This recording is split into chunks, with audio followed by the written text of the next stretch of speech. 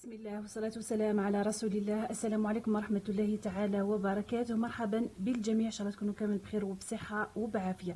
اذا كما راكم تشوفوا اليوم عندنا خياطة، حصة خياطة ولا فيديو خياطة. اذا راح نخيطوا ساكادو لطفل صغير هكذا للتحضيري ولا يعني الحضانة بقماش مسترجع. نتوما تقدروا تعوضوه بالسكاي، يعني بنفس الخطوات اللي راح نديرهم بالسكاي فقط. هنا ما ديروش تبطان، انا بسك هذا القماش مسترجع كما راكم تشوفوا. كنت هنا درتهم مع بعضهم القطع، شوفوا يعني مدوا لي قطعه كامله وقطعه شابه. هاي ليك هنا كامل، شوفوا كيفاش القطعه تاعي. اذا انا باش ما يبانوليش هذوك الخطوط هنا هم ليك هنا، شوفوا تاع الخياطه وين يعني هكذا جمعت بين القطع درت الوغ تبطان. عندي هذا القماش كنت خدمت به عده مرات معكم، اذا شريته هذا يعني بواحد الثمن يعني رخيص بزاف، راني نستعملو هكذا.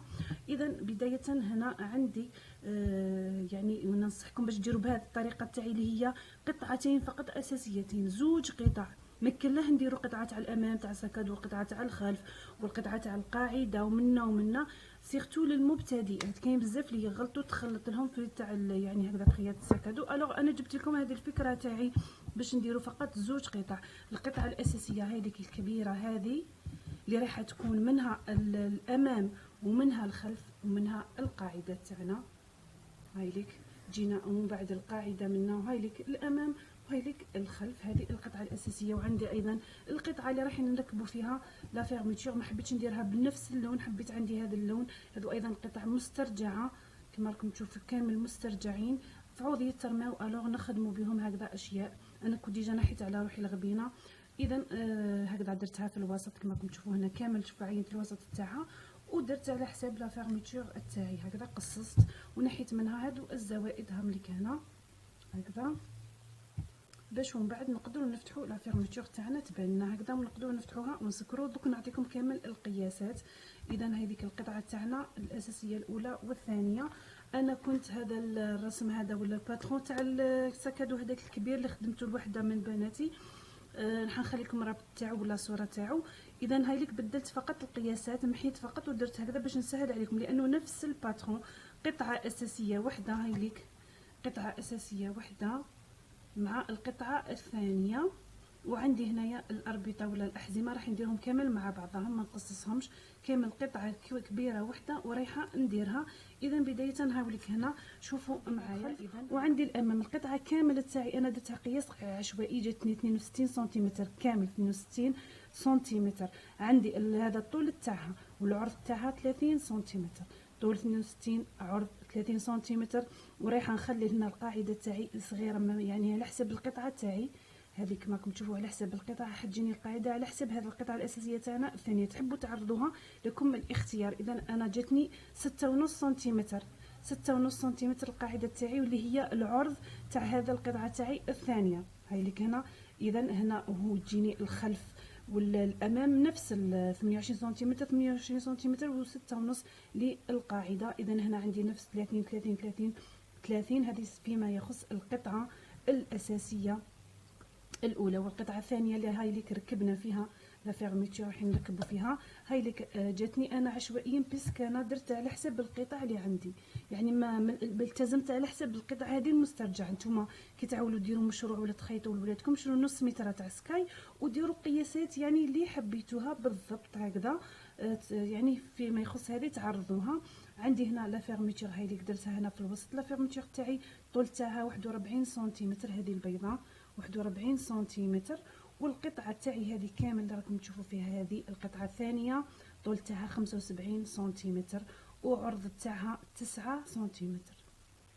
العرض تاعها عفوا على حسب هذه 6.5 سنتيمتر، عفوا هنا هذه الاولى. اذا عرضها 6.5 سنتيمتر. هنايا العرض تاع القطعه تاعنا هذه دائما يكون هو نفس القياس تاع القاعده تاعنا. هاي لك هنايا 6.5 6.5 سنتيمتر. هادو القطعتين الاساسيتين. ان شاء الله تكونوا فهمتوهم. راح نزيد نخلي لكم كامل قياسات في صندوق الوصف. وعندي الحزام تاعي اذا درتو هنا قطعه كامله مع بعضها. راح نديرو من هذا هنا راكم تشوفوا هذا الشريط يتباع 1500 15 دينار للمتر. شوفوا درت هكذا يعني قياس ايضا عشوائي، من بعد نعطيكم القياس. كنت هنا درت هاي ليك عينت هنا اليد تاعو.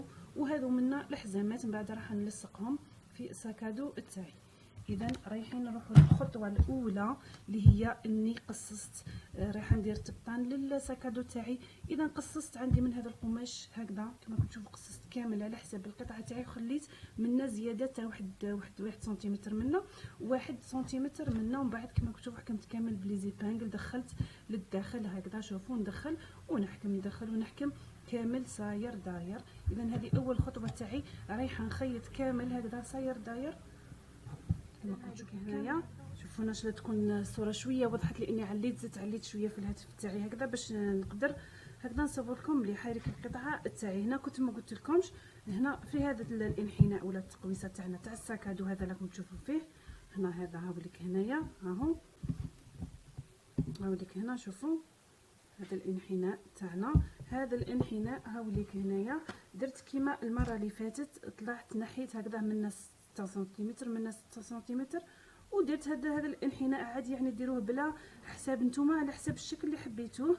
درتو انا هكذا. اذا 6 سنتيمتر نحيتها منا و6 سنتيمتر وربطت بيناتهم هكذا، ربطت بيناتهم هنايا، ودرت الانحناء هذه مع هذه وهذه مع هذه فيما يخص هذا الانحناء. والثانيه اللي هي نجيبوا القطعه تاعنا الثانيه هايليك، ونديروا فيها لا فيرميتير. واش حكمت انا؟ حكمت درت هكذا، طويت القطعه تاعي الى 2، عينت المنتصف هاوليك هنا، المنتصف عينته هاوليك هنايا، وحكمت قصت، درت هكذا من هذا المنتصف، ودرت لا فيرميتير تاعي في النص هكذا، قصتها ابوبري، ودرت عينت نقطه هنا ونقطه هنايا كما راكم تشوفوا هنايا، وخليت شويه زيادات طبعا هذو تاع اللي تدخل، ومن بعد داخل لا فيرميتير كما راكم تشوفوا هنايا.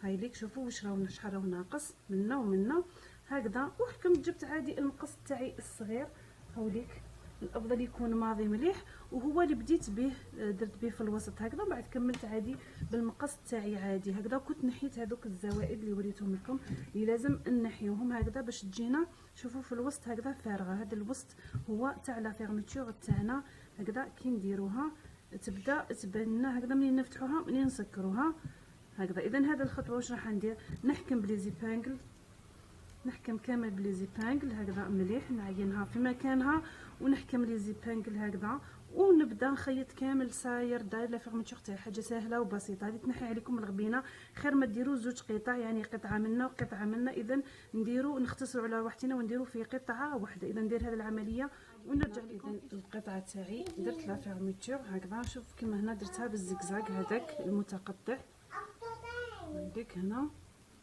هذه القطعه تاعنا اذا نحوها على جانب.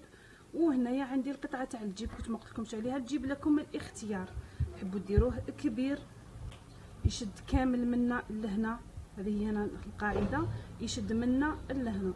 تحبوا ديروه هنا في الوسط وديروا فيه فيرميتور، راكم الاختيار، تحبوا ديروه على جانب. اذا انا باسكو درت هذو القطع ركبتهم ودرت هذه القطعه، اذا بقات لي هذه هكذا، رايحه نديرها هكذا على الطرف كما راكم تشوفوا هنا على الطرف، ونخيطها. ومش رايحه ندير لها، مش راح ندير لها لا فيرميتور، تبقى لي هكذا فقط، نديرها هكذا. اذا هكذا رايحه تكون لي هكذا. هذه القطعه تاعي تاع الجيب. اذا لكم الاختيار، تحبوا ديروها تحبوا ما تاعي. واش درت له؟ رحت درت له تبطان هاوليك كيف مع هذا هاوليك هنايا، ودرتو في المكان تاعو. شوفوا هنا وراح نديرو هنا من القدام. اذا راح نديرو هنا على الطرف هكذا. نتوما تحبوا ديروا واحد كبير كامل منا لهنا، تحبوا ديروا هكذا، يعني لكم الاختيار بلا فيرميتور، لكم الاختيار. شوفوا هنا وين عينت المكان تاعو يجيني على جهه، شوفوا كيفاش يجيني هكذا. اذا انا درتو بالدبابيس كامل، رايحه نخيطو هكذا باش نختصروا علينا الامور. اذا حاجه سهله وبسيطه، رايحه نخيط كامل ساير داير هكذا في المكان وين درت الدبابيس. اذا نخلي طبعا هنا الفتحه تاعنا، ورايحه نرجع نشوفوا. اذا هايليك هنا القطعه تاعنا الاساسيه هايليك، ها هنا درنا الجيب، شوفوا كيفاش درنا الجيب هايليك اللي كنت بطنته هو ايضا بنفس هذا القماش هايليك. نتوما كي ديروا سكاي ديروا عادي، يعني ما نحيو هذه الخطوه تاع التبطان هايليك هنا. تحبوا ديروا فيرميتور ديروا، اذا لكم الاختيار. هايليك هنا شوفوا كيفاش. وكنت ايضا هنا ثبت هنا كما راكم تشوفوا وين كنت جمعت هذوك القطع تاوعي، درت كامل هنا هكذا بالخياطه كامل هكذا باش يثبتوا لي مع بعضهم كما راكم تشوفوا. هايليك كامل هنايا. اذا دوك واش راح نديروا؟ نحكموا نشوفوا السكادو تاعنا. اذا هنا نديروا المنتصف تاعو نعينو المنتصف تاعو ونعينو القطعه تاعنا المنتصف تاعها. اذا نديرو المنتصف مع المنتصف هكذا، المنتصف مع المنتصف، ونكملو نلصقو كامل هكذا. اذا بالدبابيس هكذا المنتصف مع المنتصف هاك، ونلصقو. حاجه سهله وبسيطه، دائما المنتصف مع المنتصف هكذا باش يجي يعني القياس يجي يعني مليح، كل حاجه تجي في مكانها. راح نكمل كامل صاير داير هكذا وحنرجع لكم.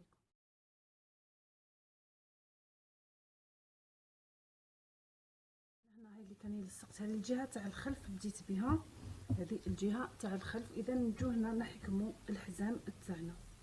هاوليك الحزام تاعنا كنت عينت له انا هنا درت هكذا بالخيط هكذا باش ندير اليد تاعي. اذا هكذا راح يكون. اذا راح تجي هنا الحزام تاعنا راح يجينا هنا هكذا، شوفوا راح يجينا هنا وراح يدخل لنا منا ومنا. اذا واش راح ندير انا؟ نحكم نحي منا ايبانجل هكذا باش تفهموا مليح هكذا.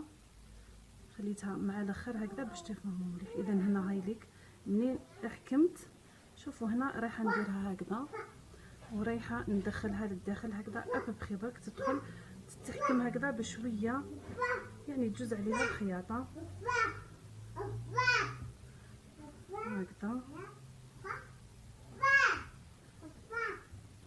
هكذا. شوفوا كيفاش حاجه سهله وبسيطه والله، خياطه ابسط من هذه ما كاش خياطه السكادوات. اذا شفت بزاف مي هذه سهله بزاف. اذا هاي ديك هنا عيناها في المنتصف ان شاء الله تكون مليح، ايضا تكون مليح في المنتصف، يعني درت ابخي برك هكذا راهي في المنتصف هاي مليحه. اذا واش وين نروحوا؟ اذا نجيو منا شوفوا مليح واش راح نديروا. اذا هنا شوفوا نحكموا السكادو عفوا الحزام تاعنا هكذا وراح ندخلوه منا، ندخلوه هنا نحو ايبانجل وراح ندخلوه هكذا بمايل وهو مايل، نديروش هكذا ندخلوش هكذا ديريكتومون. شوفوا كيفاش نميلوه كيما درت المره اللي فاتت في السكادو تاع الكبير هكذا. شوفوا كيفاش يجينا هنا المثلث هذا ورايحين نحكمو نعاودو نحكم بنفس الطريقه منا. اذا نجو هكذا ورايحين. اذا هنا نعينو نفس المكان وين درنا، اذا ورايحين نديروها على شكل يخرج لنا مثلث تجينا مايله كما راكم تشوفوا هنا. هاي ليك مقابله، هاي ليك هاي هنا مقابله اختها. حاجه سهله ديروها في رمشه عين. هذو السباتي تاع السكادو تاعنا اذا رايحين يخرجوا لنا هكذا. شوفوا كيفاش ومن بعد يجونا شوفوا هكذا، شوفوا كيفاش يخرجوا لنا. شوفوا الشكل تاعهم كيفاش يجونا. وهذه اليد شوفوا هكذا والله حاجه يعني سهله. راني بسطت لكم الامور لواحد الدرجه والله ما تخيلوا لكم. يعني هذه الطريقه هي الابسط، تحوسوا على واحده اخرى ما تلقاوش يعني كيما ابسط منها. هاي ليك هنا شوفوا هنا هذا الجهه الخلفيه تاعنا. دوك نروحوا نكملوا عادي هكذا. ايضا الجهه تاعنا الاماميه هكذا رايحه نقلب. طبعا رايحه نخلي هنايا الفيرميتور تاعي مفتوحه، رايحه نقلب ورايحه نجي بنفس الطريقه هنا نحكم كامل من الدبابيس. نبدا هنا من المنتصف كما بدينا في هذه الجهه ونجو كامل هنا من هنايا كامل نوصلوا حتى للقاعده تاعنا.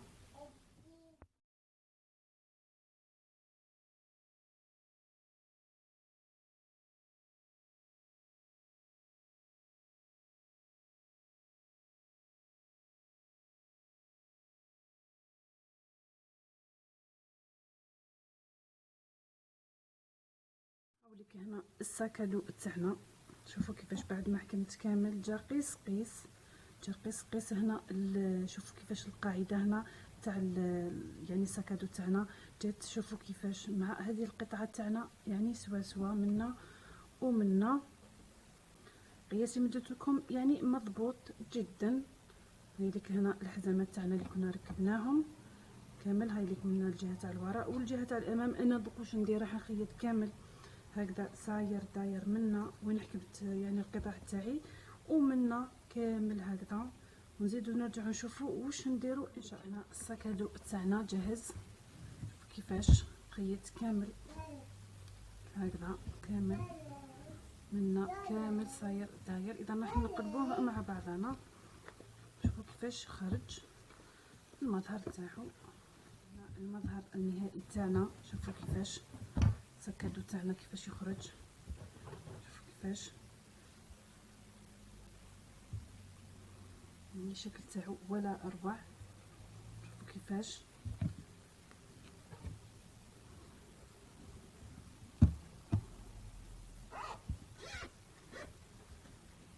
هايل للذكور.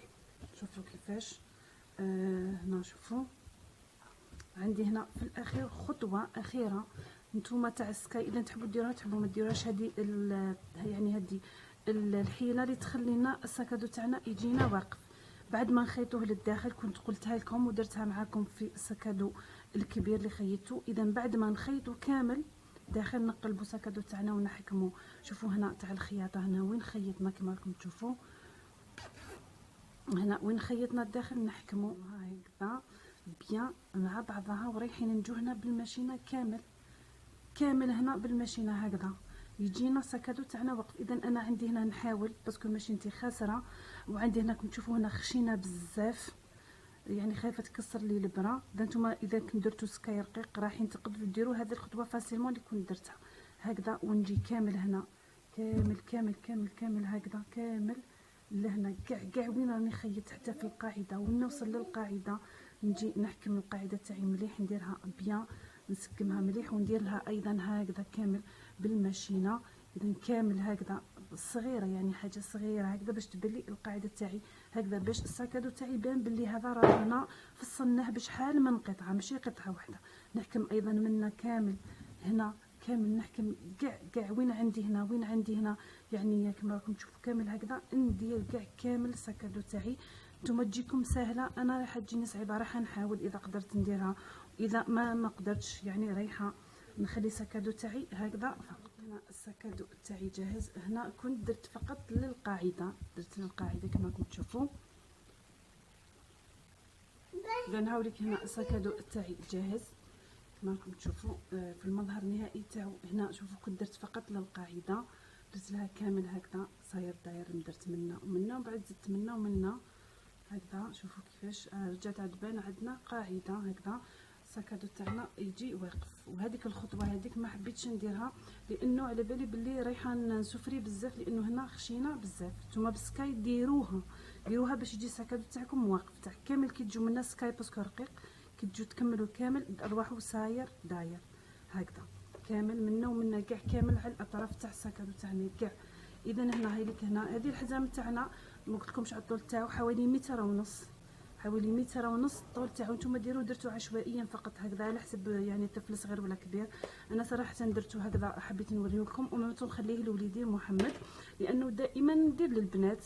مي هو والله جامي درت له، هذه اول مره اللي درت له حاجه هكذا. هاوليك ساكادو تاعو خرج الشباب. شوفوا كيفاش الجيب لكم الاختيار، يعني ديروا له فيرميتور ما ديرولوش، يعني في اختيار الالوان ديروا بسكاي بالقماش بالجين لكم الاختيار. اذا هنا انا فقط منا لما درت بهذا القماش مسترجع هنا هذا البني راه يبان، يعني فقط مدتكم الفكره يعني باش تعرفوا بلي هكذا قماش. شوفوا هذو القطع الصغيره لميتهم، شوفوا واش درت بهم حاجه شابه بزاف. شوفوا جا يعني فريمون ولا اروع. شوفوا من داخل هكذا، شوفوا جانا مبطن مليح. نوريك هنا بخطوات جد بسيطه درنا سكادو تاعنا يعني طفل ولا ولد صبي هكذا يعني يقدر هذا اللون يكون للبنات مي هو مايل بزاف للذكور. شغل في هذا الباج مع هذا شغل هذا البلو هذا شباب بزاف. شوفوا كيفاش هنا الاحزمه لكم الاختيار، يعني تناسقوا الالوان هكذا. هذا الابيض يجي عادي، ايضا نديروا الاسود ثاني يقدر يجي نورمال هكذا. هذا السكادو تاعنا شوفوا شحال خرج شباب لوليدي محمد، ان شاء الله نخبيه له. اذا نتوما ديروا بنفس الطريقه بالسكاي رايحين يعني في ضر يعني في رمشه عين رايحين تخيطوه ما كاش اسهل من الطريقه تاعي. عمرت وشوفوا هنا كيفاش بجيب لكم الشكل تاعو. شوفوا ولا اروع، شوفوا كيفاش خرج شباب وبيان فيني هكذا بطريقه جد سهله. وكنا استعملنا فيه طريقه الباتشورك ولا فن الترقيع. رقانا عده هكذا قطع خرجوا لنا. شوفوا قطعه مميزه اللي هي سكد ولا حقيبه الظهر للاولاد. هذه الفكره اللي كانت يعني درناها بخطوات جد سهله وبسيطه. ان شاء الله نتمنى تعجبكم وتنال رضاكم.